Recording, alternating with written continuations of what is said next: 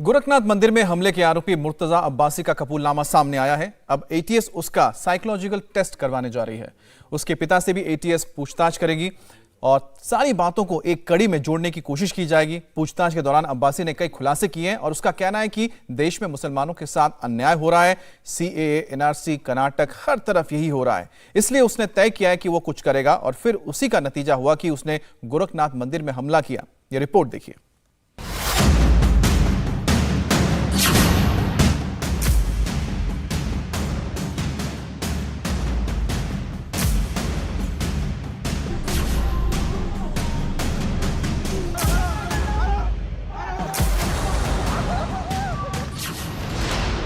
मुर्तजा के कबूलनामे का नया वीडियो। पूछताछ में मुर्तजा ने किए सनसनीखेज खुलासे।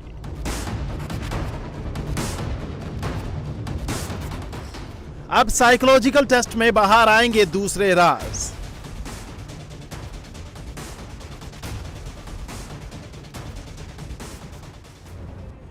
गोरखनाथ मंदिर में हमले के आरोपी अहमद मुर्तजा अब्बासी से एटीएस की टीम लगातार पूछताछ कर रही है। इस दौरान मुर्तजा ने कई सनसनीखेज खुलासे किए हैं। मुर्तजा ने कबूल किया है कि उसने प्लान तरीके से एक साजिश के तहत गोरखपुर मंदिर में हमले को अंजाम दिया।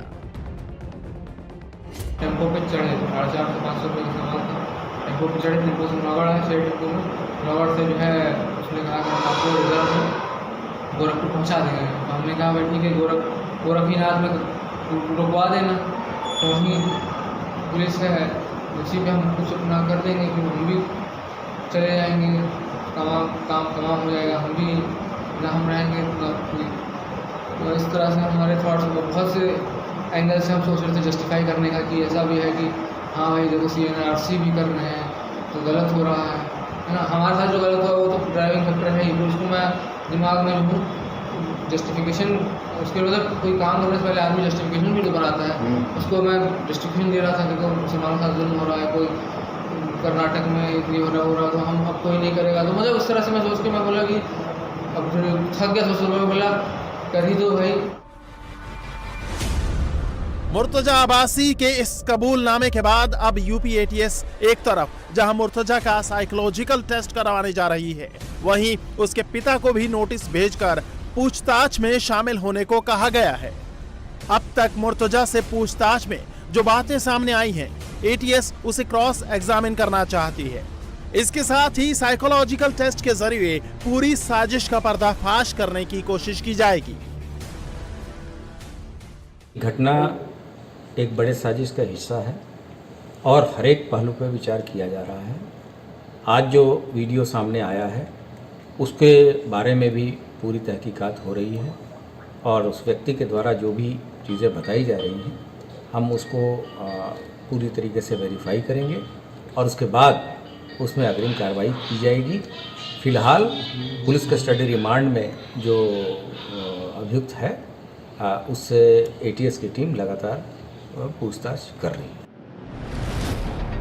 जांच एजेंसियां मुर्तजा के कबूलनामे को सुनकर हैरान हैं। पुलिस को मिटाकर खुद को मिटाने की सनक। एक IITN का इस कदर अपने ही मुल्क के खिलाफ हो जाना वाकई हैरान करने वाला है। लेकिन ये सच है, मुर्तजा अब्बासी ने सोच समझकर प्लान बनाया। लेकिन सवाल है कि आखिर उसने ये कदम क्यों उठाया। दरअसल मुर्तजा अब्बासी को लगता है कि भारत में मुसलमानों के साथ गलत हो रहा है, CAA, NRC भी गलत हो रहा है। इन्हीं विचारों के साथ वो टेम्पो से गोरखनाथ मंदिर पहुंचा। मंदिर के बाहर हमेशा की तरह पुलिस थी। मुर्तजा ने सोचा कि काम करके चले जाएंगे। उसने खुद के काम तमाम हो जाने तक का ख्याल पाल रखा था। एक साथ कई सारी बातें उसके दिमाग में चल रही थी।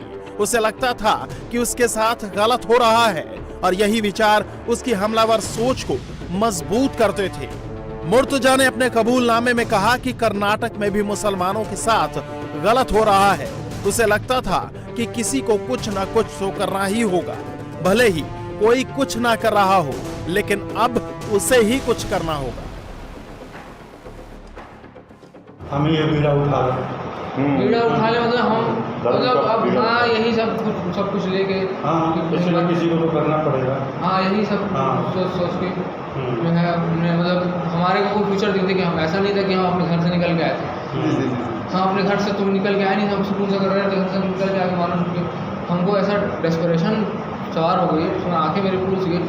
नेपाल में भी थे, सो नहीं पाए थे लोग, जहाँ भी पूछ रहे थे कहाँ से आए कहाँ से आए, तो हमको लगा कि हमको यहाँ कहीं फ्यूचर ही नहीं है। आप देखिए हमने कहाँ पर अपने घर होता है, 7 पार्क रोड, 7 पार्क अभी आप देखिएगा हमने नोट्स में लिखा है कि मर्सिडीज 5000 रुपये का टोपी इधर ये सब तरह का सामान खरीद करके कार्मेल्स के बगल।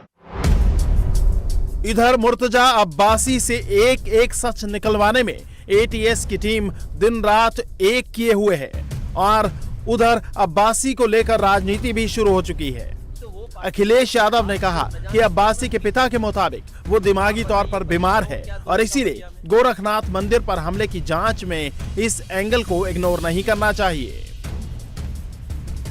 उसके पिता ने जो कहा है कि साइकेट्रिक प्रॉब्लम थी, बाइपोलर इश्यूज हैं उसके साथ, मुझे लगता है वो पहलू भी देखना पड़ेगा। और बीजेपी तो वो पार्टी है जो बात को न जाने कितना खींच देती है।